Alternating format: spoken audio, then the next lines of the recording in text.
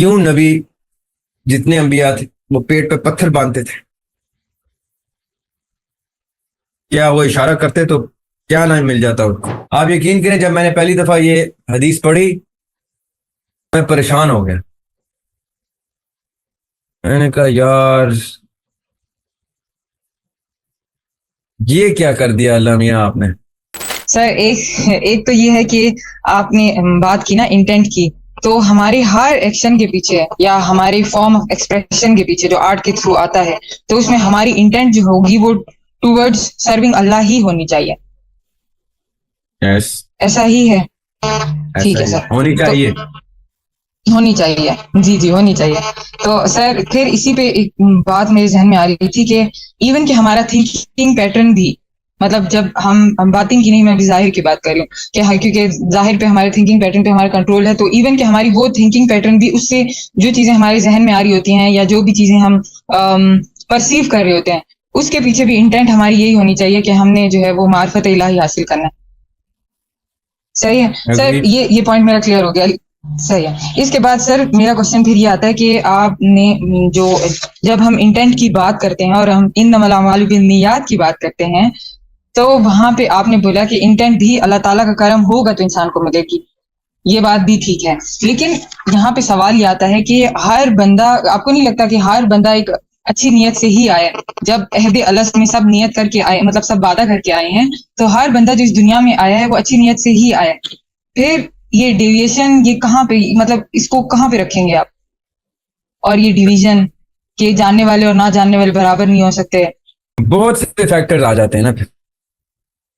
Circumstances, کن حالات میں، کس گھر میں، کس ایرا میں، کس پرورش میں، کیسے مالی حالات میں، کیسے معاشرتی حالات میں، کیسے سائیکالوجی آف ہوم میں آپ پیدا ہو رہے ہیں، اور پھر اس سارے ہیبیٹیٹ میں آپ کی پرورش آپ کی سوچ کو کیا شیپ دے رہی ہے. اب یہ ساری چیزیں جب سامنے آتی ہیں تو آپ کہتے ہیں کہ ایسی کنڈیشن میں تو اس کا عہد الست کو یاد کرنا پاسبل ہی نہیں ہے. کتنی ایسی کنڈیشن میں ابھی ہائپوتھیٹیکل سی بنا سکتا ہوں جس میں آپ کہیں ہاں یہ آپ نے کیا ہائپوتھیسس دیا، اس میں تو اس بچے کو کبھی سمجھ نہیں آئے گی عہد الست کیا ہوتا ہے، رائٹ؟ لیکن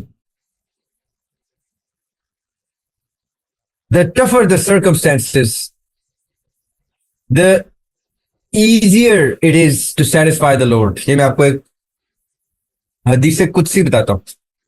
حدیث قدسی وہ حدیث ہوتی ہے جس میں اللہ تعالیٰ اپنے ڈائلیکٹ سے بولتے ہیں، لیکن نبی پاک صلی اللہ علیہ وسلم نے وہ حدیث کوٹ کی ہوتی ہے. یعنی وہ رب کی بات قرآن میں نہیں آئے گی وحی کی صورت میں، لیکن رب کے ڈائلیکٹ کی ہوتی ہے، تو نبی پاک صلی اللہ علیہ وسلم اللہ تعالیٰ کے ڈائلیکٹ کو ایز بیان کرتے ہیں، تو حدیث قدسی ہوتی ہے.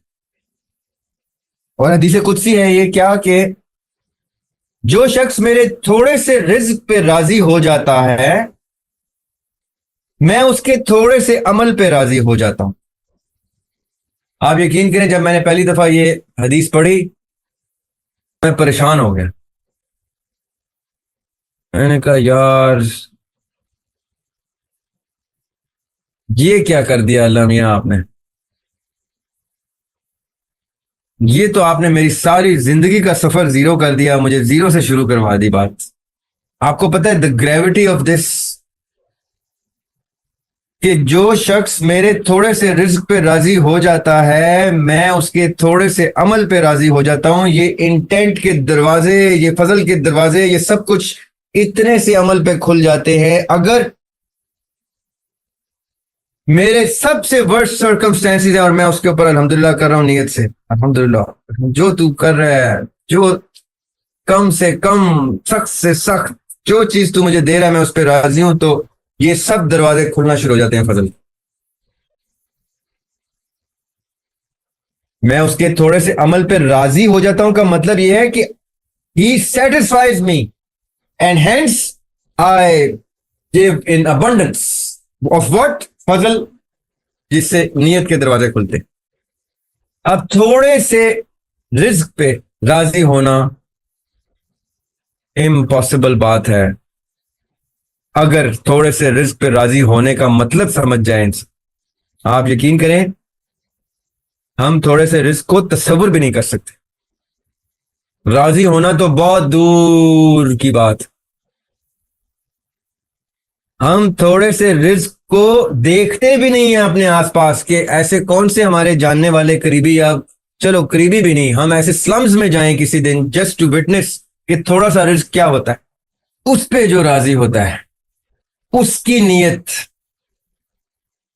کے اوپر فضل کے دروازے کھلتے ہیں، اس کے اوپر ایکسیپٹنس آف دا لارڈ اور محبت آف دا لارڈ کے دروازے کھلتے ہیں. وہ ٹوٹی پھوٹی عبادتوں میں بھی اللہ کو راضی کر جاتا ہے.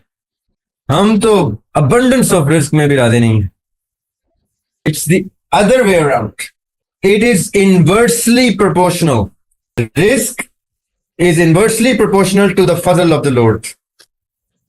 The smaller the rizq, the bigger the fazl, provided that you are content with the smaller amount of rizq. Then opens the doors of fazl ilahi. یہ بات سمجھنے والی بات ہے. اگر آپ اس کو سمجھیں، ہم سب اس کو سمجھیں، تو یقین کریں پتہ نہیں مجھ سے تو یہ کہا بھی نہیں جا رہا کہ ہم تھوڑا رزق مانگنا شروع ہو جائیں. یہ دعا ہی نہیں مانگی جا سکتی. یہ دعا مانگنا ہی پتہ نہیں کسی اور زون کے لوگ ہیں جو یہ دعا مانگ سکتے ہیں کہ یا اللہ مجھے تھوڑا رزق دیں،